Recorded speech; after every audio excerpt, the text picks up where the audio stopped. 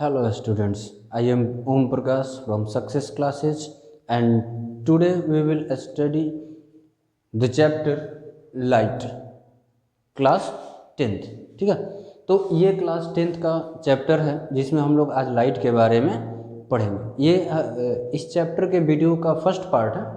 तो लाइट है क्या, ठीक है, तो इसके बारे में जानते हैं। It is a form of energy which provide a sensation of seeing. ये एक एनर्जी का फॉर्म है जो हमें किसी भी ऑब्जेक्ट को देखने का सेंसेशन प्रोवाइड करता है। मतलब अगर हम लोग कोई ऑब्जेक्ट को देख पाते हैं तो वो बस किसकी मदद से, लाइट की मदद से।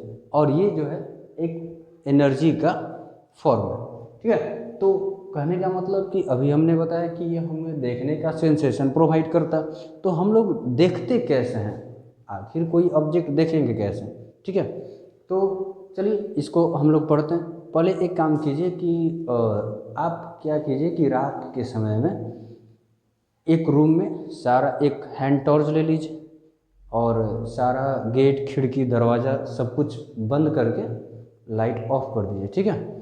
और एक बार क्या करेंगे आप कि टॉर्च को डायरेक्ट अपनी आंखों पे जलाएंगे और कोशिश करेंगे कि कुछ दिखाई दे रहा है कि नहीं। तो आई होप कुछ दिखाई नहीं देगा। अब दूसरी बार क्या करेंगे कि सामने की दीवार पे टॉर्च को फोकस करेंगे और अब देखने की कोशिश करेंगे तो सामने की दीवार आपको साफ साफ दिखाई देगा। इसका मतलब ये हुआ कि हम कह सकते हैं कि जब लाइट जो है पहले किसी सरफेस से होकर के टकराती है, टकरा करके आकर के हमारी आँखों में पड़ता है, तब जा कर के हमें कोई ऑब्जेक्ट दिखाई देता है। क्योंकि पहली बार जब हमने डायरेक्ट अपने आँखों पे टॉर्च जलाया था तो हमें कुछ दिखाई नहीं दे रहा था। इसका मतलब जब डायरेक्ट लाइट हमारे आँखों पे आता है तो हमें कुछ दिखाई नहीं देगा। हम देख पाएंगे कब, तो जब किसी सरफेस से लाइट टकरा करके हमारी आँखों में पड़ेगा तब हम उस सरफेस को देख सकते हैं। तो वही कर how do we see any object, हम किसी ऑब्जेक्ट को कैसे देखते हैं, कब देखते हैं, ठीक है। तो कहने का मतलब कि we see any object only when light fall in our eyes. हम लोग किसी ऑब्जेक्ट को देख पाएंगे कब, जब लाइट हमारे आँखों में पड़ेगा। लेकिन कब पड़ेगा जी, after reflecting the surface of any object. मतलब किसी ऑब्जेक्ट के सतह से टकरा करके आकर के हम लोगों की आँखों में पड़ेगा तब हम लोग उस ऑब्जेक्ट को देख सकते हैं, ठीक है। चलिए अब इस चैप्टर को पढ़ने से पहले हमें कुछ टर्म्स को जानने होंगे। तो सबसे पहला टर्म्स कौन सा है, तो सबसे पहला टर्म है रे। अब रे किसको कहेंगे, तो a straight path which show the direction of light. मतलब एक सीधा रास्ता जो लाइट के डायरेक्शन को दिखाता है। कहाँ से दिखाएगा जी, फ्रॉम लुमिनियस ऑब्जेक्ट। मतलब लुमिनियस ऑब्जेक्ट किसको कहेंगे, तो वो सोर्स ऑफ लाइट या वो ऑब्जेक्ट जहाँ से लाइट निकलता है, वैसे ऑब्जेक्ट को हम कहते हैं लुमिनियस ऑब्जेक्ट, ठीक है।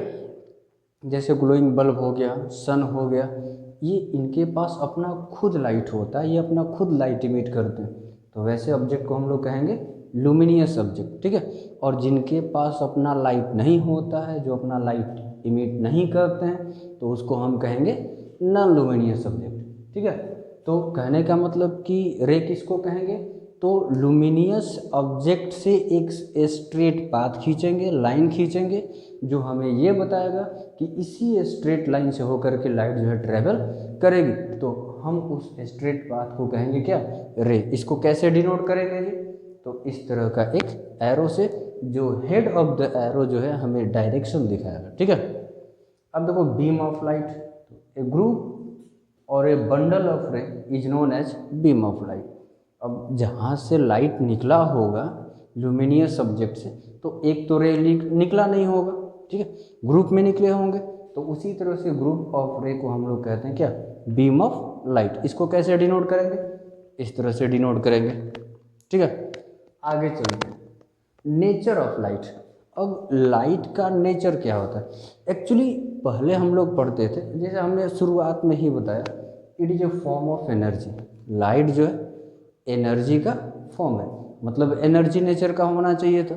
ठीक है, तो चलिए वही हम लोग पढ़ेंगे कि ये लाइट है क्या। तो सबसे पहला टॉपिक, चलिए मतलब ये कहना चाह रहे हैं कि ये लाइट है क्या। ठीक है, मतलब एनर्जी है, मैटर है, क्या है, क्योंकि हमने तो यहाँ बताया है कि ये एक फॉर्म ऑफ एनर्जी है। चलिए तो देखते हैं पहला point, it is a non mechanical transverse wave.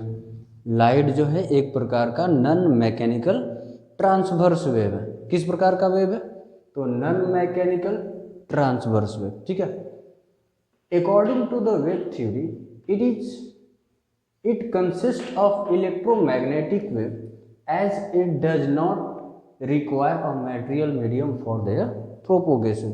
अगर हम बात करते हैं वेव थ्योरी की, ठीक है, क्लास 9th में भी वेव के बारे में थोड़ा बहुत आप लोग पढ़े होंगे, तो वहाँ से कुछ अगर याद होगा तो समझ में आएगा आपको कि वेव थ्योरी के अनुसार ये एक इलेक्ट्रोमैग्नेटिक वेव है। इलेक्ट्रोमैग्नेटिक वेव किसको कहते थे? तो वो वेव जिसको ट्रैवल करने के किसी मटेरियल मीडियम की ज़रूरत नहीं पड़ती। जैसे सन से लाइट आ जाता अर्थ पे, तो दिक्कत ये है कि अब भाई सन और अर्थ के बीच में तो वैक्यूम है, कुछ है नहीं, तो बिना किसी मटेरियल मीडियम के लाइट वहाँ से यहाँ तक ट्रैवल करके आ गया। मतलब तो भाई वेव है तो, लेकिन बिना मीडियम के ट्रैवल कर गया, तो वैसे वेव को हम क्या कहेंगे? Electromagnetic wave. समझ में आ रही बात? चलिए तीसरा point, according to particle theory it is composed of particle called photon which travel in a straight line with very high speed. अगर हम पार्टिकल थ्योरी की बात करते हैं तो ये क्या है? तो it is composed of particles. Light जो है पार्टिकल्स का कंपोज होता है, और उस छोटे छोटे पार्टिकल्स का नाम दे दिया गया फोटोन। ठीक है, क्या नाम दे दिया गया? Photon. Which travel in a straight line, जो हमेशा स्ट्रेट लाइन में ट्रैवल करता, वो भी वेरी हाई स्पीड से, जिसका स्पीड होता है 3 × 10⁸ मीटर पर सेकेंड, जिसको आप लोग कहते हैं कि ये स्पीड ऑफ लाइट वैक्यूम में। समझ में आ रही बात? चलिए होता है, मतलब दोनों का नेचर होता है। तो जो मॉडर्न थ्योरी निकाला गया लाइट के बारे में, ठीक है, तो modern theory of light is called quantum theory of light. मतलब लाइट का मॉडर्न थ्योरी है कि वो एक एनर्जी का भी फॉर्म है और पार्टिकल का भी फॉर्म है, तो इस थ्योरी को कहा जाता है क्वांटम थ्योरी ऑफ लाइट। ठीक है, आई होप यहाँ तक क्लियर हो गया होगा। तो देखिए आगे हम लोग देखते हैं और क्या पढ़ना है इस चैप्टर में। हाँ, तो अब हम लोग देखते हैं, ठीक है, आगे क्या पढ़ना है। तो light always travel in a straight line, this property of light is called rectilinear propagation of light. इसका मतलब ये हुआ कि लाइट जो है हमेशा स्ट्रेट लाइन में ट्रेवल करता है, और लाइट के इस प्रॉपर्टी को हम कहेंगे क्या? Rectilinear propagation of light. इसका मतलब हुआ कि थोड़ा जिद्दी स्वभाव का होता है। ठीक है, अगर जाएंगे तो सीधे जाएंगे, अगर बीच में कोई ऑपोकी ऑब्जेक्ट आ गया तो वहाँ से लौट के वापस आ जाएंगे, मुड़ नहीं सकते। ये लाइट का सिद्धांत है, मेरा नहीं है। ठीक है, तो कहने का मतलब जैसा कि मैंने बताया कि ये हमेशा स्ट्रेट लाइन में ही ट्रैवल करता है। अगर बीच में कोई ऑपोकी ऑब्जेक्ट आ जाए तो वहाँ से वो लौट करके वापस आ जाता है, बेंड करके किनारे से नहीं जा सकता, थोड़ा जिद्दी टाइप का होता है। ठीक है, तो लाइट की इस प्रॉपर्टी को हम लोग कहते हैं रेक्टिलिनियर प्रोपगेशन ऑफ लाइट। दिक्कत? चलिए, अगर दिक्कत नहीं तो आगे बढ़ते हैं। On basis of propagation medium through which light passes, mediums are classified into 3 types. मतलब ये हुआ कि किस मीडियम से होकर के लाइट पास करेगा, किससे नहीं करेगा, इसके बेसिस पे हम मीडियम्स को 3 पार्ट्स में बांट देते हैं, 3 टाइप्स में बांट देते हैं। कौन कौन भाई? सबसे पहला ट्रांसपेरेंट मीडियम, मतलब the medium which allow light passes through it completely, मतलब वो मीडियम जिससे कि जो लाइट को पूरा पूरा पास करा दे, एज फॉर एग्जाम्पल एयर हो गया, वाटर हो गया, ग्लास हो गया, और एक तो आप लोग जानते हैं ईटीसी। इस तरह के जितने भी ऑब्जेक्ट हैं जिससे होकर के लाइट कंप्लीटली पास कर जाए उसको कहते हैं transparent medium. Translucent medium means the medium which allow light pass through it partially, मतलब जो लाइट के कुछ पार्ट को पास करा देता है और कुछ को पास नहीं करने देता, वैसे ऑब्जेक्ट को हम कहते हैं ट्रांसलूसेंट मीडियम। ठीक है, जैसे example blood, milk, oil, paper, और एक तो खैर सबको पता है ईटीसी। ठीक है, चलिए आगे देखते हैं ऑपक्यू मीडियम। ऑपक्यू मीडियम का मतलब medium which do not allow light to pass through it. इसका मतलब वो मीडियम जो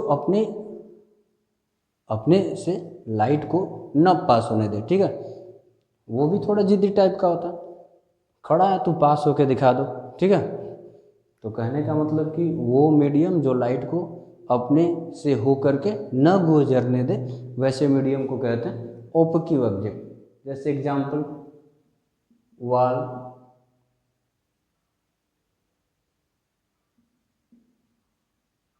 कार्डबोर्ड। ठीक है, अब हम लोग पढ़ेंगे रिफ्लेक्शन ऑफ लाइट। हमने कहा कि भाई लाइट के रास्ते में अगर कोई ऑपक्यू ऑब्जेक्ट आता है तो वो बेचारा आगे नहीं जा सकता, वहाँ से क्या होता है लौट करके पीछे आ जाता है। तो कहने का मतलब ये है कि हम उसको कहते हैं रिफ्लेक्शन ऑफ लाइट। जैसे bouncing back of light waves after striking the surface of an opaque object is called reflection of light। मतलब एक ऑपक्यू ऑब्जेक्ट के सरफेस से टकरा करके लाइट वेव को पीछे की ओर बाउंस बैक कर जाना, मतलब पीछे की ओर मुड़ जाना। ठीक है, कहलाता है क्या रिफ्लेक्शन ऑफ लाइट। ठीक है, तो कितने प्रकार के होते हैं? दो प्रकार के होते हैं। पहला रेगुलर रिफ्लेक्स, इरेगुलर रिफ्लेक्शन। ठीक है, तो कहने का मतलब कि जब मुड़ता है तो वहाँ कुछ रूल फॉलो करता है, उसको हम लोग कहते हैं लॉ ऑफ रिफ्लेक्शन। तो लॉ ऑफ रिफ्लेक्शन के बारे में और टाइप ऑफ रिफ्लेक्शन के बारे में हम लोग अगले वीडियो में जानते हैं, डिटेल से होगी। ठीक है, आज के लिए बस इतना ही। Thanks, and for more videos like and subscribe our channels. Thank you.